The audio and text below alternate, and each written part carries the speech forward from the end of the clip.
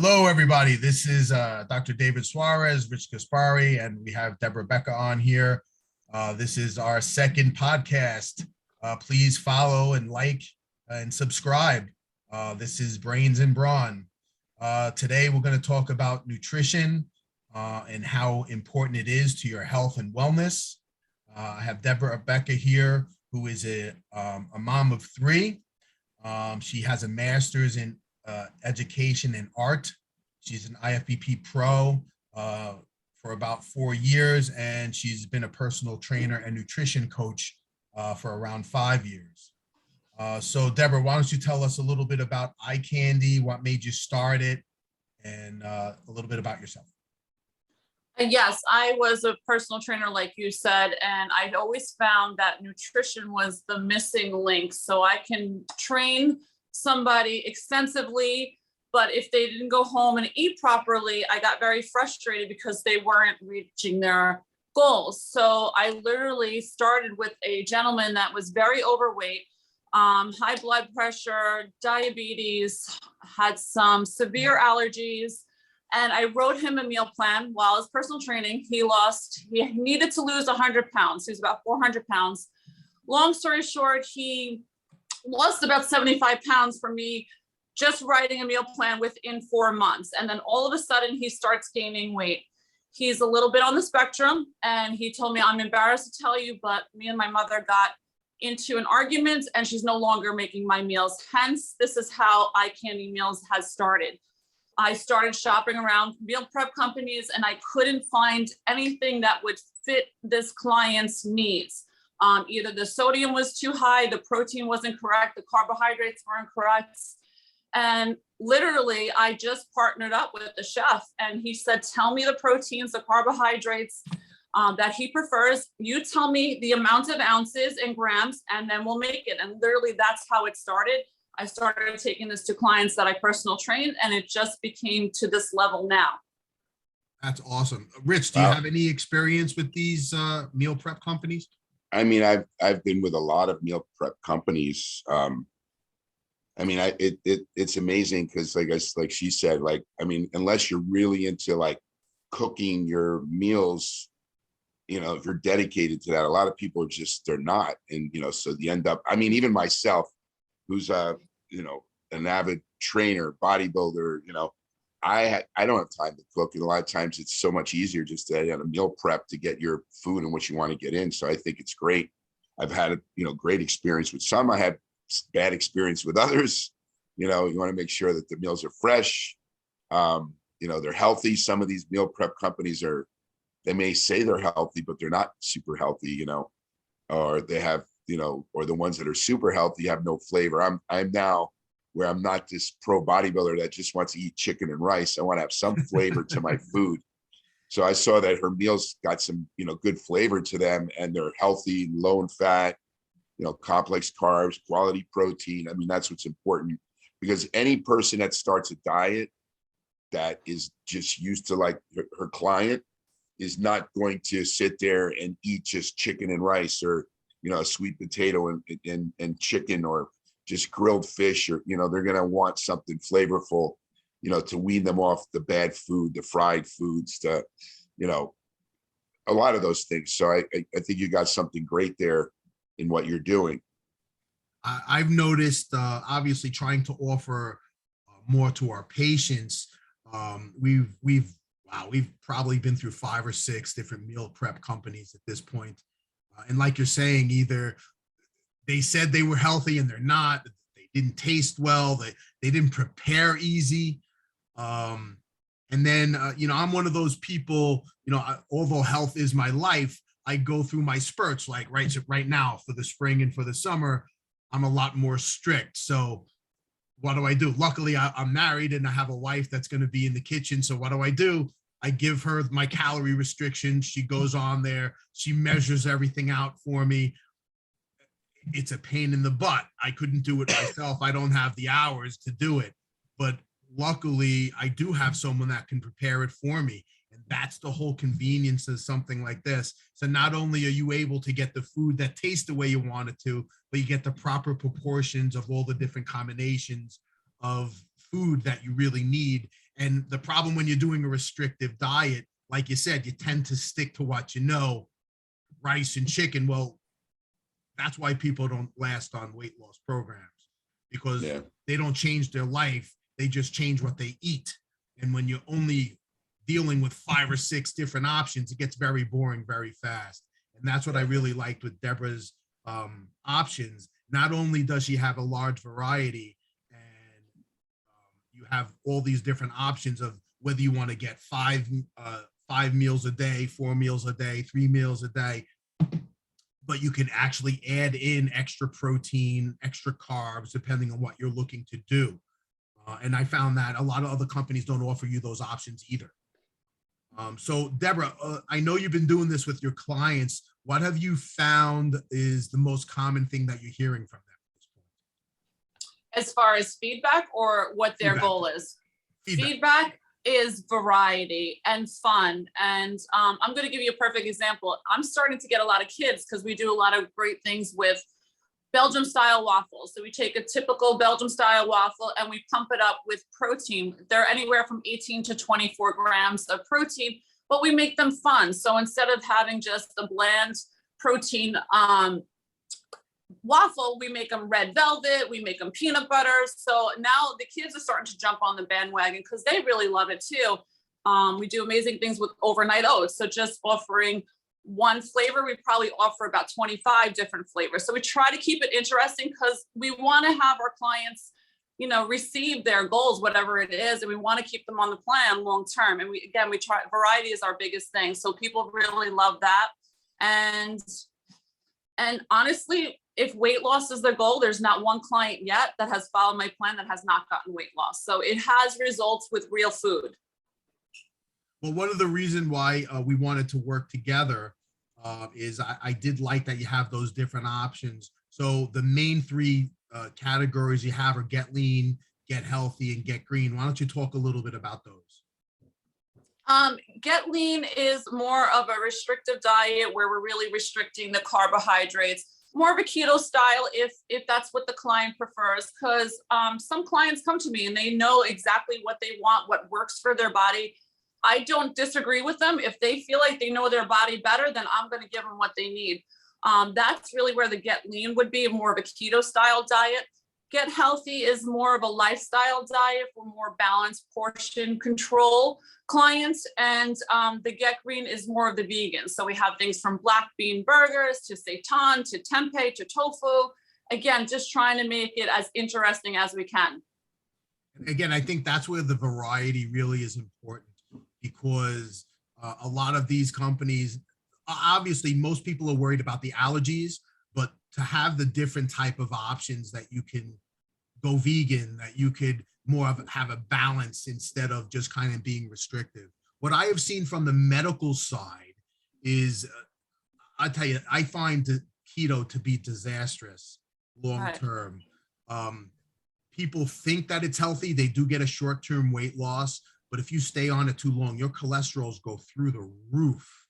And Absolutely. A lot of people, it actually throws your oxidative stress into a high level. And I have a hard time reversing people off keto metabolically after they're off. What about you, Rich? Have you seen that also? I totally agree with you. I think that a keto diet is really unhealthy, but I mean, just people that it will help them lose weight because, and it's not a low carb diet. It's actually a high fat, moderate protein, 0 carb diet. Right. That I've seen results of people losing weight on it. I mean, eating like sticks of butter or like a big thing of cheese, like some disgusting meal that they have to eat.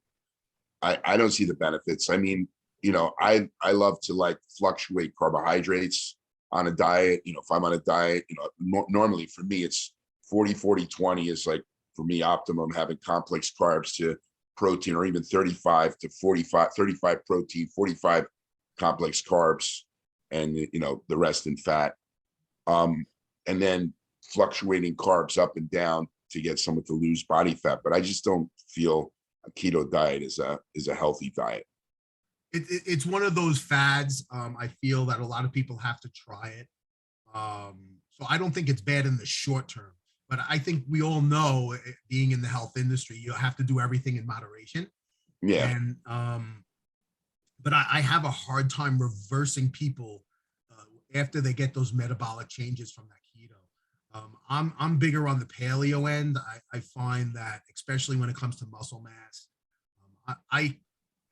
it's very rare that you can see someone maintain that muscle mass without animal protein. And I just find it's a more natural way to eat, that you're just basically taking the nutrients right from the earth, right? So that's always been my preference. So I do more of a modified paleo. But the beauty of having an Icandy, I can kind of alternate that too. So I really enjoy those different options. I mean, even I believe in, like, once in a while going vegan. I'll go vegan, and get a vegan dinner or something. It's not like I'm against even the vegan diet. I think, like you said, mixing up your diet for me seems to work. But it's always been, calories in, calories out. If you're taking less calories than you're expending, you're going to eventually lose weight in a very slow process, and try to make it, lose it very quickly. It's really funny. I had a patient call me today. So we're optimizing his hormones, optimizing his supplements. And then he's like, yeah, I don't know what I'm doing. I just can't seem to lose weight. And I said, okay, well, let's discuss your diet. Oh, well, I'm not really being too careful in my diet. I'm kind of eating everything. Yeah. So what do you expect me to do for you? Like, it's what you're putting in, right? So I can't change that.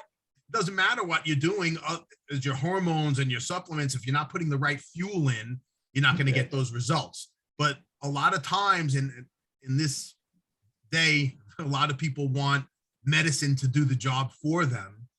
I always get a better result when I'm eating it from food instead of taking it from a vitamin.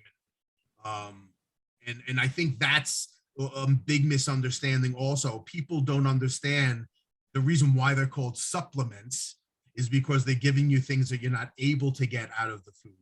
So a lot of times vegetarians tend to need a higher protein because it's really hard to get those high proteins from that vegetarian diet. And that's because they don't know how to combine their proteins to make a higher protein diet. And I think, why don't you talk about that a little bit with your vegan increasing protein on that? Yeah, that's always the focus, I think, of every vegan client I have, is they're just not getting enough protein. So again, we make it fun. Like I said, we do a black bean burger. We'll just add beans wherever we can. We'll get that protein content. We really focus to get about 20 grams of protein in each meal, vegan or non-vegan. So again, like if they have 3 meals a day or 4 meals a day, we really try to hit that mark depending on their activity level, because I do take that into account too. So depending on how active they are, they need different macros for somebody that's more of a sedentary type of person.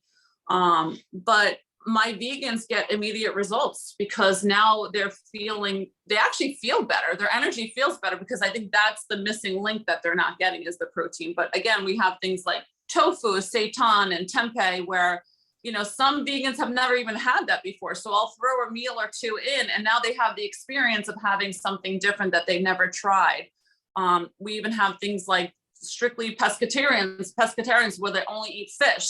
They're vegans, and vegans can go a lot of different ways too, because they can, be dairy free. We have gluten free.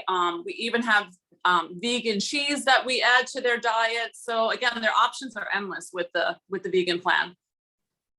I remember when I first went out to California, I was in Palm Springs, and I went to a franchise restaurant called Yard House, and they had this thing on the menu, Gardein, and they call it your boneless chicken wings, and it says chicken substitute. I'm like, what? That doesn't even make sense. How is it a boneless chicken wing if it's not even a real chicken? And then I asked them to bring it out. Could you bring it out grilled for me? And they're like, really? Like, we don't normally do that. We fry it. So they grilled it for me. All they did was put some spices on it, and I was amazed how good it was. The texture really was like chicken. And, me being a total carnivore, I get very shocked at some of those meat substitutes.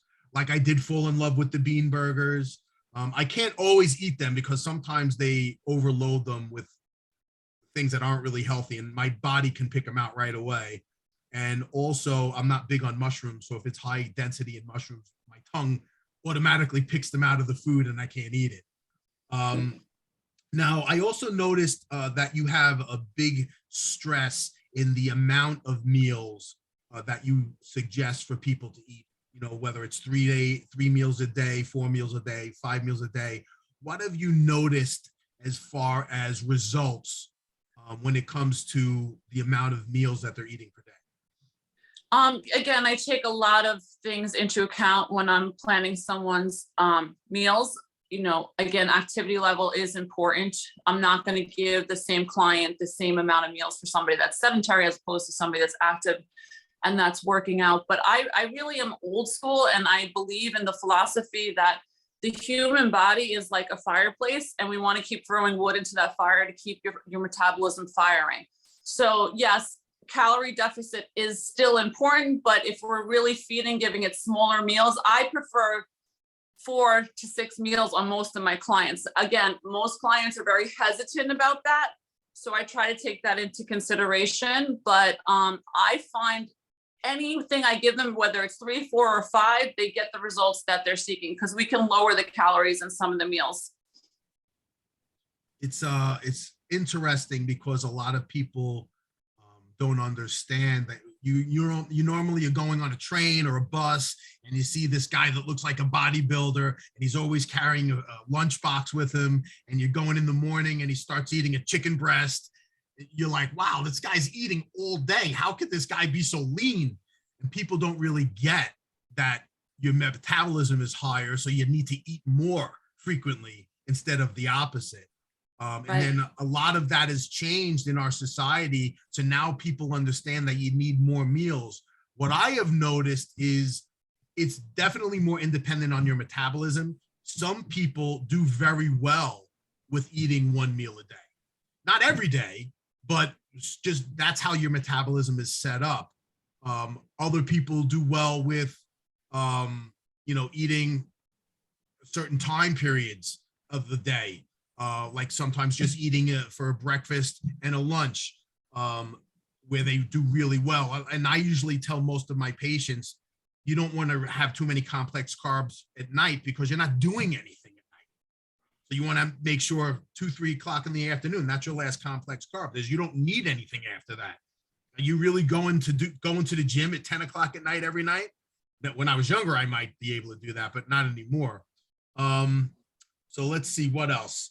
What about you, Rich? What has your experience been with the amount of meals? I'm old school where, frequent meals, 6 meals a day was when I got, super lean. I was known for being the most ripped bodybuilder in, my era that set the standards to the sport today. First straight and glutes. So it was all about diet, and diet to me is I studied dieting way back when people didn't. I followed a gluten-free diet. I saw that having gluten in my meals caused me, even though I wasn't, say I was gluten sensitive, everybody's gluten sensitive slightly. And by having gluten in my diet, I saw that I held more water, where I took gluten totally out of my diet, I saw a big difference. I've always seen where my body's metabolism got faster, eating more frequently through the day. Now, there's a big trend on now, this intermittent fasting. What do you think of it? I've seen people get great results and not eating for a certain period of time, all morning, and then start eating at 12 or 1 o'clock in the afternoon and have only, say, 3 meals, I've seen guys, like, of course, like heavy guys are losing weight, but I've seen in shape people follow intermittent diet, intermittent fasting, and I've seen results, and I'm kind of like, I'm flabbergasted because these are people that were heavy and now they're in great shape. They train, empty stomach. I train every morning now differently, where I used to always have to have a meal. I do go to the gym in the morning on an empty stomach, but the night before I do take a protein shake because I figure that'll turn into glycogen. The night before for my morning training, I'll have a small piece of fruit. I'll have amino acids, for supplementation, branch chains. I'll take pre-workout, and then I'll go to the gym and train on an empty stomach, heavy weights, and get great results, staying lean. But I don't know what what you think about intermittent fasting. I've seen mixed results. I think any type of fasting is good as long as it's short term. Yeah. I mean, sometimes, like I said, going down to one meal a day or even totally missing meals for a day it's a good cleanse for your body to kind of catch up. But anything that you do for a prolonged period of time is eventually going to catch up to you. I think for a lot of people, it's training them to eat at better times. Yeah. And I think that's where a lot of people kind of get messed up with the intermittent fasting component, how it brings them back to normal. Because if you're eating, you start off your day at 6:30 in the morning, and then you're eating 2 hours later, and 2 hours later, you might be eating 6 meals a day. But if you're not watching what you're eating on those 6 meals a day, it's not going to really help you. So where the intermittent fasting is really kind of help people regulate what they're eating and when they're eating. And the most successful intermittent planning, intermittent dieting is kind of what I'm doing with my patients also. You're generally eating 8 to 10 hours of your day. That's intermittent fasting. That's normal. If you're cutting that time period, that's a little bit different. But if you're really sleeping anywhere from, now I don't sleep long anymore, but I never really slept more than 4 or 5 hours a day. If you're sleeping, you figure 7 hours a day, right? It's only leaving you a certain amount of time of your day that you have to eat and go to work or do some activity. So if you figure I pretty much do something in the gym or some sort of exercise every day, so you figure that's another hour and a half out of your day. So that already brings you up to 8.5 hours. How many hours left of your day do you have to eat? There's only going to be around 16, 15.5 hours. That's where the intermittent fast component comes in. So out of that 15 hours left, now most people are sleeping 8 hours, right? So now you're already going to have 16 hours left. They're working. How many of those active hours do you have? And that's where I think the taking that break in the morning, because most people want to eat that dinner because it's a social component, right? So that's why they skip their breakfast. I don't feel like I need a heavy meal in the morning to get my day going. So I generally have something small in the morning. I usually have a protein shake. I have a cup of oatmeal. And then after that, I start really eating heavier around lunch. And then my dinner is usually just a protein and a green vegetable. So anything that I'm really eating that has any significant caloric intake is generally going to be from 10 o'clock to 3 o'clock. And then after that, it's usually just a protein. And it's, my dinner does not have to be heavy either. Because again, I'm not doing much after that. I'm playing with my son and doing homework or, coaching something at night. So I think, number one, you have to really understand what your schedule is. And number two, you still have to have that balanced nutrition. And number three, I think you have to understand the ins and outs of what you're putting in and what you're getting out. What about you? What do you think with the intermittent fasting, Debra? I find like I agree with both of you. I feel like the majority, again, I can only speak for my clients, they'll tell me I'm doing intermittent fasting. And the first question I'll ask them, how's it going? It's not working for them. I think the problem is because it's so difficult to do it hard. And the biggest problem that I hear from them is that first meal of the day, they lost all their control. They're just so hungry and they're so famished. They can't have, they can't have any self-control. So that's usually the biggest issue. That's why I start them on multiple meals a day, because I find that really works for them. And for me, I just feel like it's too much of a mental challenge for them. So this way they're a little bit happier. They're eating a couple meals throughout the day, every couple of hours.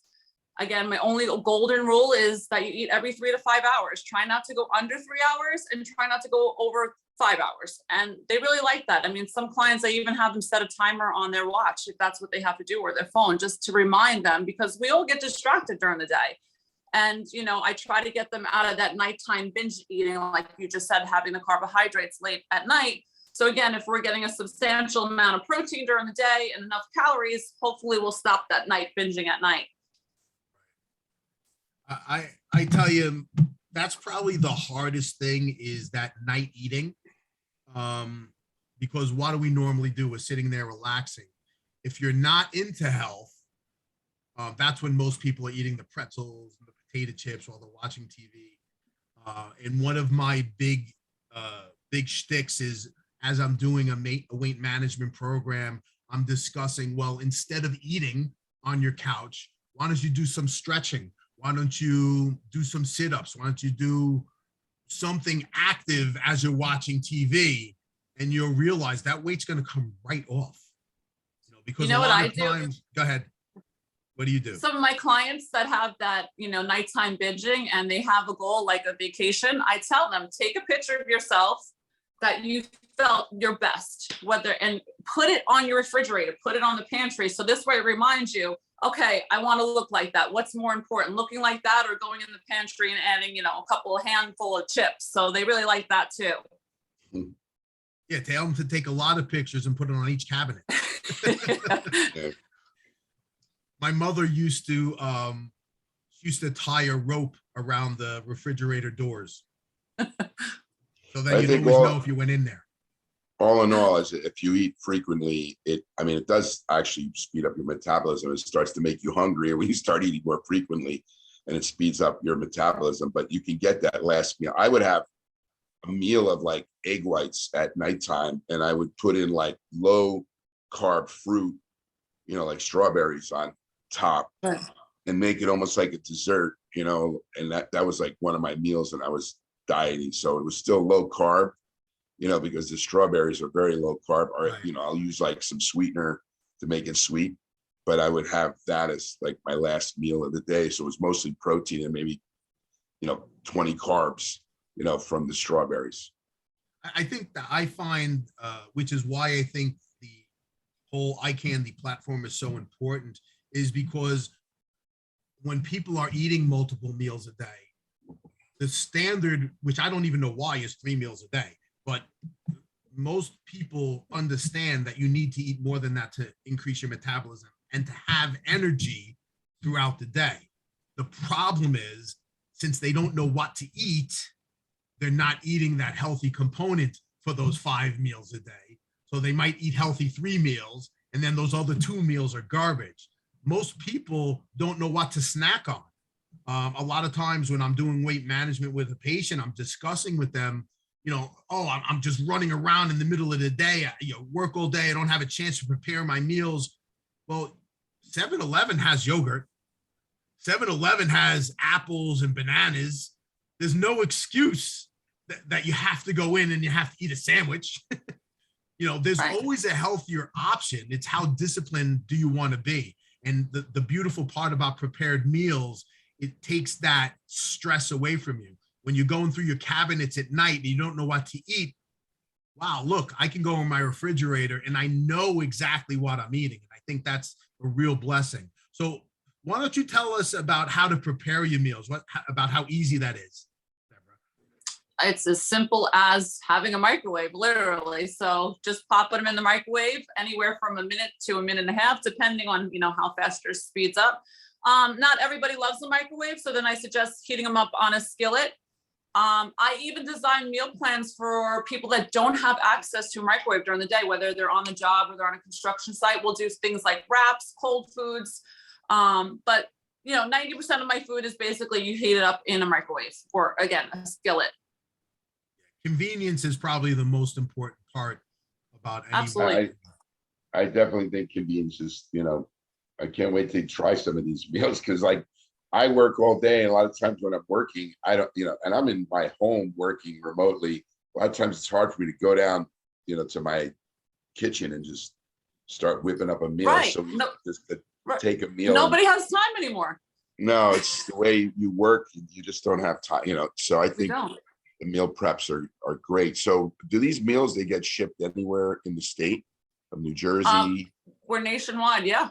Mhm. Oh, wow. Are these, I haven't had your meal, so I can't wait to try them, but are they shrink wrapped in the, We're working on a couple of things now that we're going to be able to ship it nationally. You're going to have to order it The platform's going to be up very soon, that you'll be able to order it. What do we say? Thursday by midnight? Thursday And you'll midnight, be able yeah. to get everything by Monday. And that'll be the Wow. deadline. So there'll be a countdown of when you could last And- order it. And how long do meals last for that you feel? I mean, I always say there's a 3-day rule about, the freshness of meals. I mean, do they last longer than 3 days? Like when when you have certain types of foods? Yeah, New York Board of Health tells us they're good for a week in the refrigerator. I am a freshness person. I tell my clients, you have to think of this as leftovers. So I personally don't eat leftovers 4 or 5 days in the refrigerator. Yeah. I just tell everybody to put everything in the freezer after 2 days. It just makes life easier, especially seafood, It starts to smell fishy over time. So throw it in there. Don't have to worry about it. That's what I agree. I like it's always the 3-day, minus the 3-day rule. Once it's after 3 days, it's still probably good, but it starts to, fish starts to smell a little different. Right. It doesn't taste as fresh, even though it's still, it's still okay, from the refrigerator. But I mean, that's what I recommend, is freezing them after the third, if it's going into the third day. Because Right. the chef is in New York, so we got to go by New York standards. But I Right. mean, I would never want to trust the government in telling me how long the food is fresh. Yeah. Right. But cool. And No, it's but easy it's to cool. cycle out.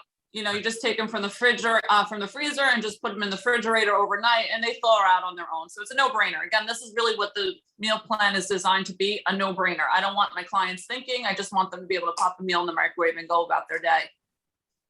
Beautiful. Yeah, Good stuff. and I tasted it. We've tried what was it, Trifecta and Factor meals, and I tell you, I just had her breakfast every day. I couldn't wait to the next day to eat the next breakfast. Like she said, with the waffles, we had the velvet, the peanut butter, the oatmeal. What did you put in the oatmeal? That was amazing. That's our secret recipe. But I will tell you this, we use a lot of stevia to sweeten our things, and we use monk fruit. So we like to take the artificial sweeteners out of things and take out the sugar. So now you're having something that's more natural and it's better for the body to absorb. Yeah, I've been big on the stevia for a long time. I just find that your body, the people don't understand why it works, but basically it's the sugar sweetness in your mouth, but it doesn't get digested. So you don't have to worry about how much you're using as much as a normal sugar substitute, because you're just getting the taste. You're not really getting the full digestion. Right. I agree. Okay, this is great. I'm really looking forward to working with you and getting Icandy as a national option for meal prep. You also, we didn't really even discuss, you specialize in all types of nutrition, right? So from bodybuilding to just Absolutely. your Yep. everyday mom and pop that just wants to eat a little bit healthier. And I think that affordable option is just something that right now we're all looking for, the way the prices are going through the roof. Right. And we, like you said, we have an option on the website that we're building that it's going to be labeled Get Strong. And what Get Strong is for more of the competitor, where they have their macros done already. Maybe their coach gave it to them. They can just go online and pick how many ounces of grilled chicken they want, how many ounces of basmati rice, whatever it is. So they can plug in their own information and the food is shipped to their house. And on that note, that's how we talk about the Gasfari app, his ageless app that we're going to be using for our clients. When they join our programs, they're going to be able to use the nutritional coaching on there that will calibrate what they need to eat.